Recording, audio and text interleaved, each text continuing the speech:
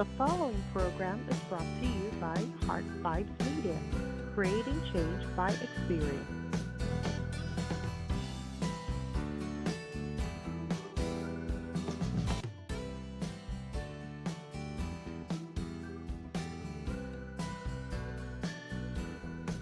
Hello everybody, how are you? It's your girl KATRIEL. Welcome to this show called Tea with KATRIEL.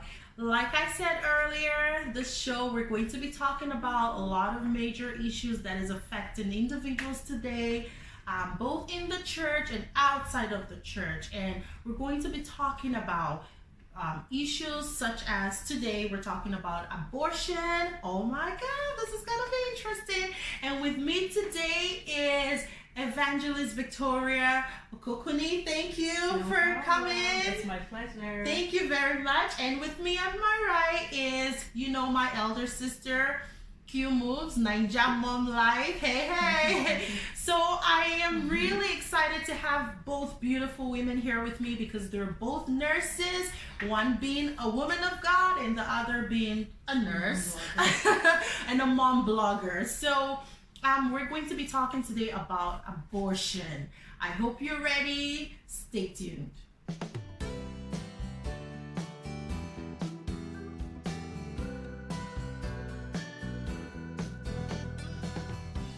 Welcome back, everybody. It's KATRIEL once again with Tea with KATRIEL. Like I said earlier, today we're talking about abortion. Oh my gosh. So now let's talk about abortion. What is abortion? Minister, can you tell us what abortion is? Okay, so I'm gonna talk about two definitions of abortion. Okay. A general definition, which is a dictionary definition. I'm gonna read it because it's they're not my own words. Mm-hmm. So the Oxford Dictionary defines abortion as the deliberate termination of a human pregnancy. And I was looking for a medical definition of abortion, and I found this on Medline, and it says abortion is a procedure to end pregnancy. So it uses either medicine or surgery to remove the embryo or the fetus and placenta from the uterus. But very simply put, I like the Oxford Dictionary definition, the deliberate termination of a pregnancy or a human fetus. That's really what it is. It's to bring an end to a life. Right. Yeah. Ooh, wow. So you've heard there's two definitions. Oxford says deliberate termination. And when we talk about deliberate termination, it's literally saying when someone purposely, should I use the word kill? I don't want to say kill because because a lot of people who are for life always say kill. You're killing a person. But if you're looking at this Oxford Dictionary, it's saying deliberate termination. To terminate is to destroy, is to end, like you said. Okay, so we'll get to that later.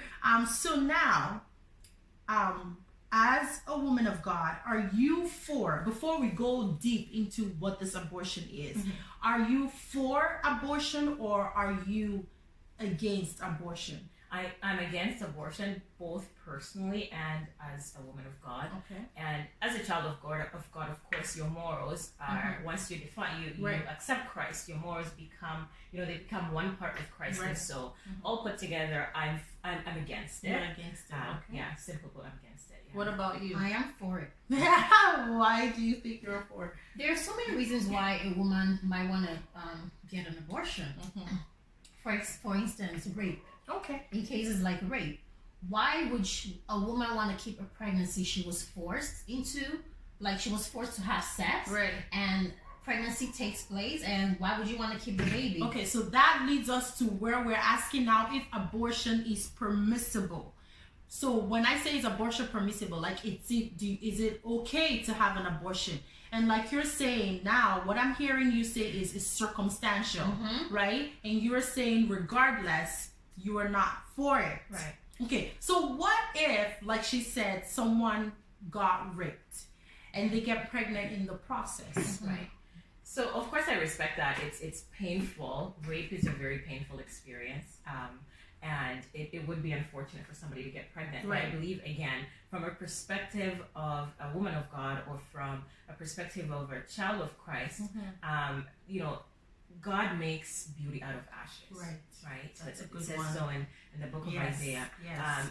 We in no way can predict what that child's life is going to be like. You know, sometimes maybe you look at the person that raped you as a monster, and they are, but then the child that came out of it doesn't really know anything about it. And so how are we to predict the kind of person that child is going to become? How are we to...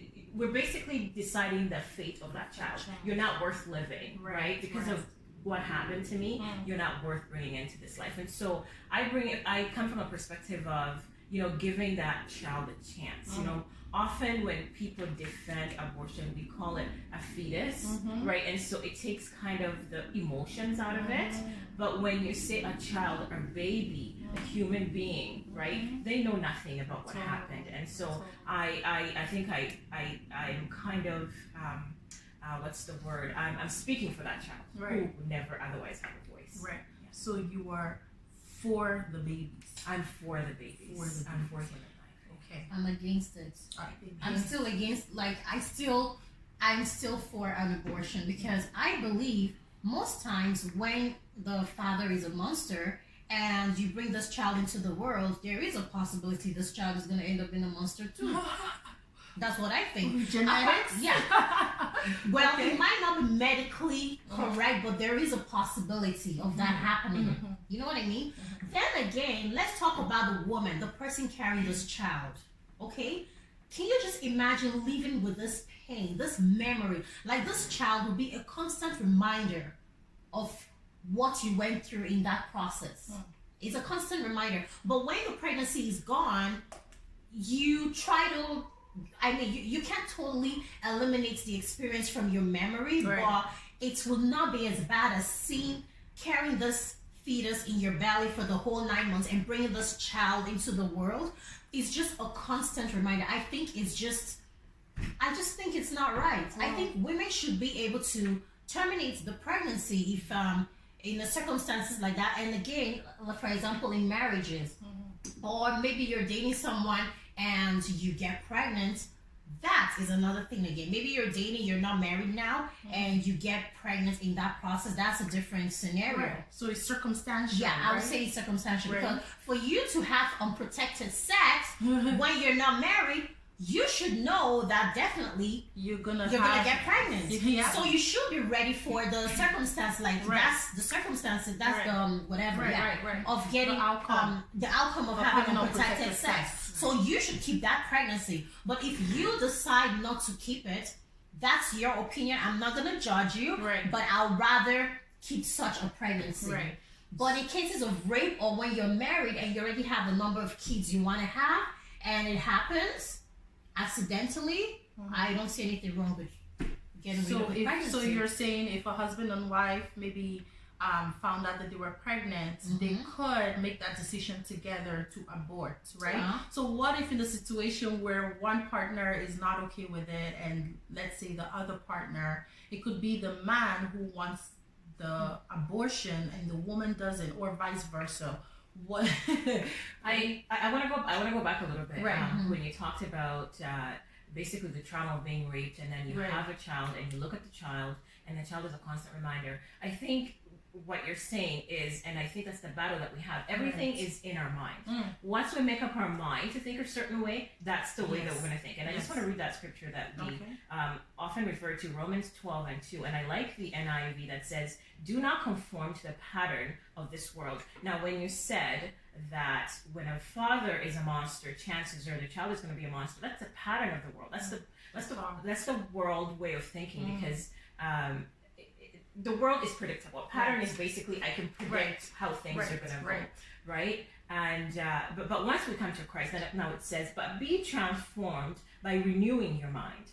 Then you will prove to test and approve what God's will is, His good and perfect will. So I think once you make up your mind to think a certain way, you know, as a man thinketh in his mind, that's in his heart, that's how he is, right? So I think if you kind of transform the way that you think, and maybe not look at that child as a victim as well, because essentially that child is a victim.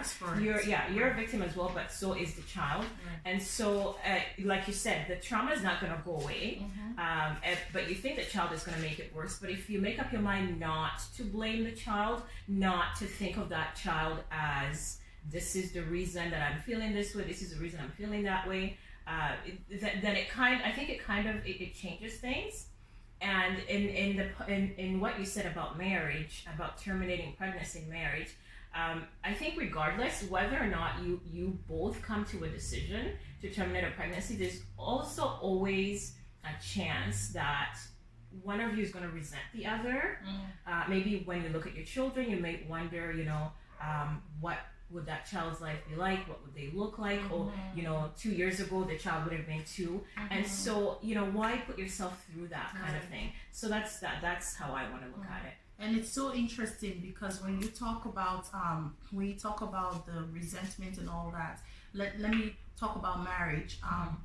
In terms of like having that baby, I've heard of stories whereby, people actually like just ignore their partner and they go forward and have the child, and then it's a baby, right? You end up falling in love with that baby, right? And sometimes those kids end up being even the smartest or even the greatest or whatever.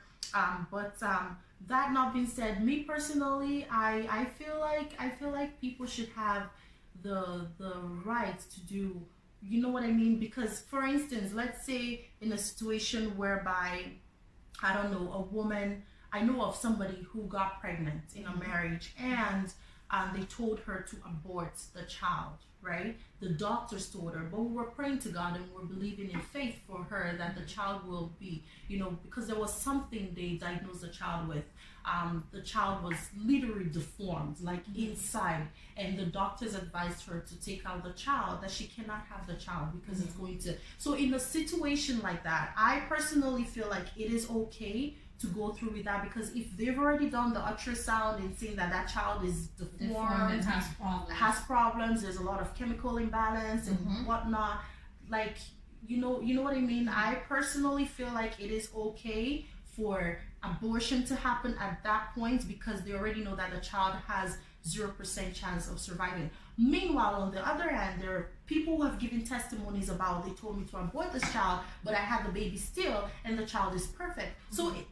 So that's like gambling. Right, it's like you make a choice, right? But at the same time, I also want our viewers out there to think about abortion.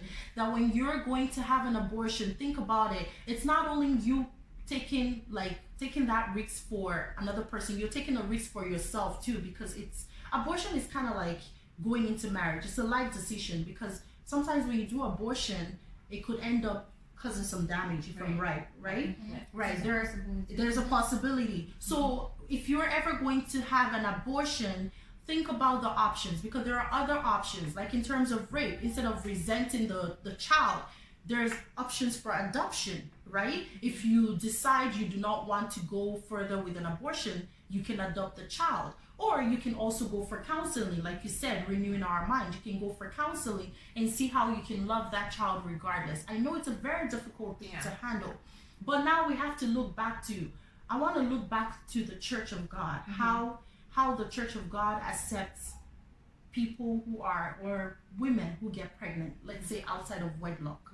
And I feel like sometimes there are women who do not want to do an abortion per se, but because of the fear of how their families are going to react, or how the church, their community, oh my gosh, people are going to start talking bad about me and blah, blah, blah. And then they run off and go do abortion. And in third world countries where individuals do not have enough financial support to go to a very professional hospital, they go to quack doctors, which is fake doctors, who prescribe dangerous drugs for them, and that's even worse than seeking professional help. So what do we I want to hear your opinions about how the church handles situation like this. What do you think is the right thing to do?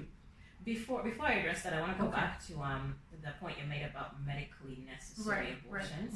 And I like that you said that there are instances where maybe the doctor doesn't have all the information, and perhaps there's that 2% chance you end up being the 2% where your child survives. In that case, and when it comes to abortion, I think the people that are for abortion, like my sister here, we use the word right, but I think in the kingdom of God we also have a right. But I think we are also to be wise in how we exercise those rights.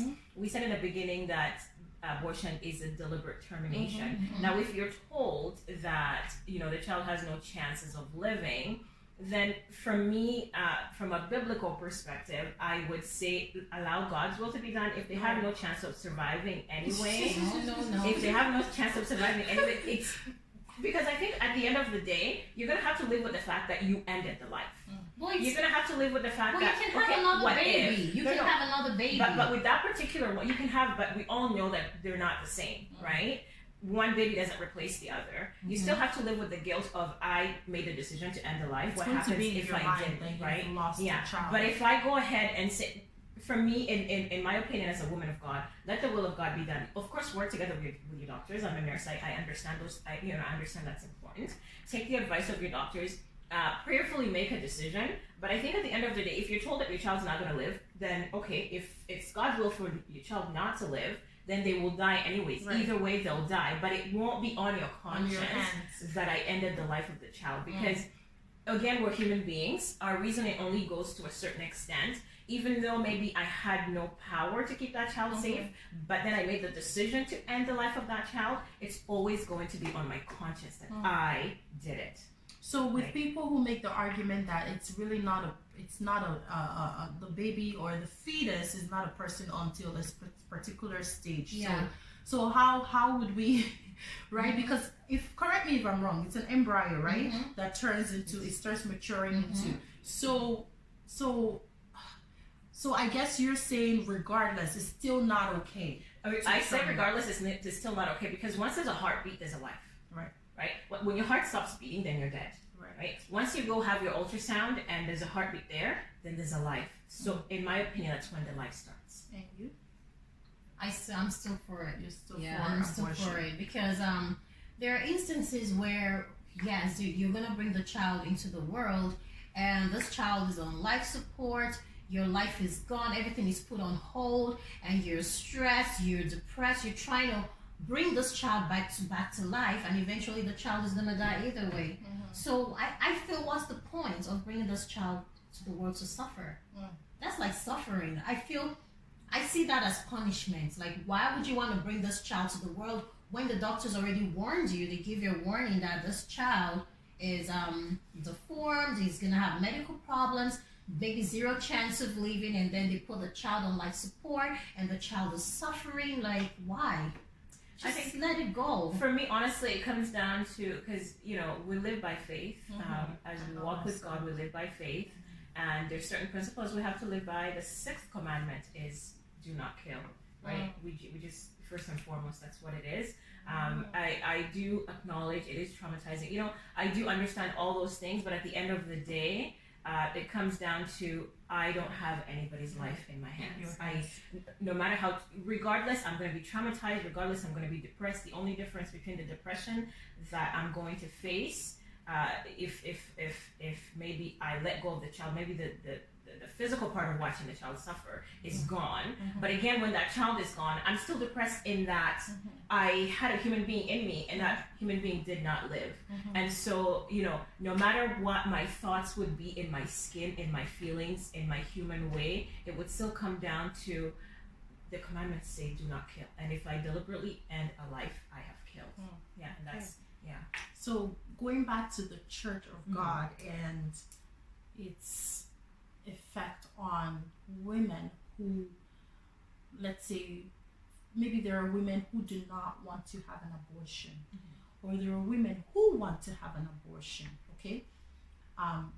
Let me just put it this way.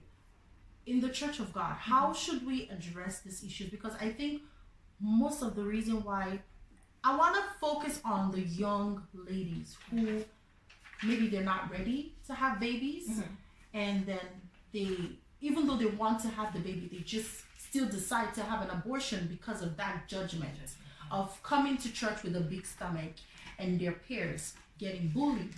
You know what I mean? And getting talked about behind their back or in front of them. How do we address this issue? Yes, we will be talking later on sometime in the show about contraception, about abstinence and all that stuff. But for now, like when you're already at that point where you had unprotected sex and then you got pregnant, right? Should the church be judgmental to these people? They have no rights to be judgmental. Okay. They have no right. Well, they are very judgmental. I go to church, and that's, maybe this is another topic entirely, but one of the reasons why I just can't stay in one church is because of judgment. You know, churches are so not receptive of their members. Like, you see a new believer, they come to church, or even someone that has been in church for a long time, yes, they get pregnant, yes. Don't judge them, don't drive them away. You don't believe in abortion, you don't want them to have abortion, then embrace them. So at least they can keep it if they want to keep it. And if they know they have a lot of support, right? Because the church is supposed to be a community, right? The church is not meant for just holy people. It's meant for sinners, right? But what do we do when sinners come to church and they get judged and then they run away from church? Do you understand? Like, because of issues like this, sensitive issues like this. Yeah. I do agree with you. There should not be any judgment. Christ did not die for the righteous. He died for the unrighteous. And none of us have righteous in our own, in our own doing, by our own wisdom. And none of us is perfect. None of us is holy by any means. And so, especially women, the Bible instructs in the Titus chapter 2, older women to not be slanderous. And when you judge someone and when you speak against someone, that's essentially what you're doing. And we're also called, the Apostle Paul called us to encourage those with weaker faith, you know? Today about abortion. Stay tuned.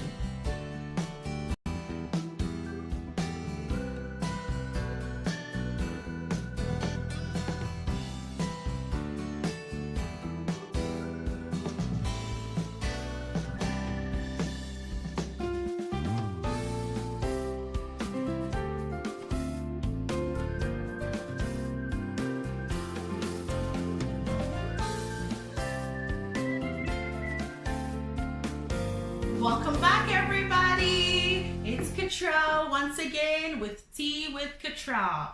Like I said earlier, today we're talking about abortion.